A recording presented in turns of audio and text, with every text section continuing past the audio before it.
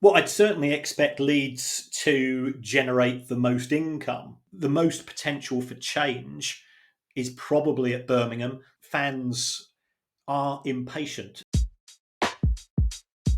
Now, I know you're going to enjoy this. You've got three new owners about to be announced in the champ, or we're dotting I's and crossing T's. Who are you sort of most excited about? We've got the 49ers, who are, we think, very close to completing on Leeds United. Tom Wagner is waiting for the Hong Kong Stock Exchange at some point in July. You'll know better than me, Kieran, and that's going to go through. And Kevin M. Nagel, and there's movement already at Huddersfield in terms of maybe he's making some decisions before he's taken over, but the director of football's out and the Neil Warnock's having another year. Which of those three are you kind of most intrigued about, and how do you see the three new ownerships panning out? I don't see a huge change at Leeds. I still think Leeds have got to be amongst the favourites for promotion in terms of the culture of the club.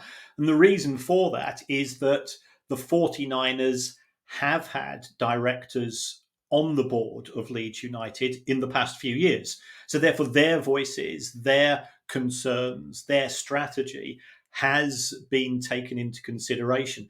At the same time, Andrea Radrizzani ultimately had the final say. I think it's fair to say that perhaps his enthusiasm was starting to wane. Although Leeds spent big. They made a record signing in the January window for a player that didn't work out. They've had some other signings on players that, again, perhaps haven't been as successful as fans would have delighted. Who do you hold responsible for that? It's always easy to be the person pointing the finger as opposed to the person making the decision. And if you actually went up to a fan and said, here's 60 or 70 million pounds, go and spend it on some 22-year-old people who you've never met in your life and make sure that they're going to be a success. I'm not sure that fans would necessarily have a better track record than the existing ownership structures. So I think Leeds won't be much of a change. I'm hoping for good things at Birmingham because the current Birmingham owners who still have shareholdings, the new owner is only acquiring 45%, and that has to be ratified by the Hong Kong Stock Exchange. But I think that's more sort of a rubber stamping exercise. I think that should assist Birmingham. Might be too late, and we're living in a world of football where, as we know, a fortnight, especially a fortnight in the Championship, where potentially you could have 5 fixtures, is a long time, and fans are impatient. So I think there is potential there at Birmingham. With regards to Huddersfield, I think it will be sort of, again, more of a rollover. You've got to give Neil Warnock credit because he does Neil Warnock types of things. He knows how to motivate players. He plays Neil Warnock style of football, and that is efficient rather than glamorous. But if you're at the bottom of the table, then fine. So I think of the three, the most potential for change is probably at Birmingham. Leeds was already a big player.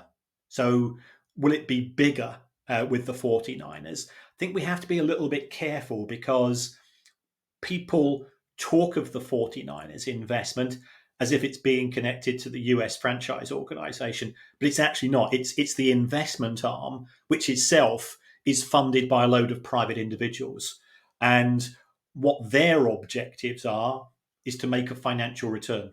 Now, we know that some of the successful golfers are involved there. Now, if those golfers are going to get hundreds of millions of dollars themselves from Saudi Arabia PIF as part of the golf settlement, then that could be transformative for Leeds. But if I was a golfer, if I was a professional sportsman, would I be saying to myself, I know what I'm going to do. I'm going to give loads of my money, which has been bought through my talent, to other professional sportsmen. I'm not convinced that that's going to be reality. Are you still expecting Leeds to kick everybody's backside if we take potential transfer income out of it, with a year one parachute payment, their commercials and gate receipts, and their ability to draw TV audiences, let's just say, and be at the top of Sky's particular decision making process? Are we expecting Leeds to be the golden goose of the Championship here? Well, I'd certainly expect Leeds to generate the most income as far as the Championship in 23-24 is concerned. It then comes down to how they're going to spend that money. So you've only got to sign. What was it? Kevin Phillips Augustine? Is that the name of the Jean-Kevin Augustine? Yeah, I can't remember. Kevin Phillips would have been a much better signing, I tell you. I'm thinking of Kevin Phillips Bong from the Monty Python sketches, which really ages me. You only need a couple of Augustines for players that don't turn up. I think I saw one of his substitute appearances. I should have a T-shirt saying he only played about 30 minutes, didn't he, or something? Carry on, sorry. Yeah. There's issues in terms of, at present, there's uncertainty with regards to ownership. The club doesn't have a director of football. The club doesn't have a coach. We've got an owner who is looking for an exit door. So how committed is he? On the last day of the season, he was in Italy trying to buy Sampdoria. So this means that when the window has now opened, what is going to happen? Are Leeds going to be playing a game of catch up? And pre-season starts in 2.5 weeks for most clubs. If you've got vacuums as far as key decision-making parts of a club are concerned, I think you have got a greater challenge than otherwise.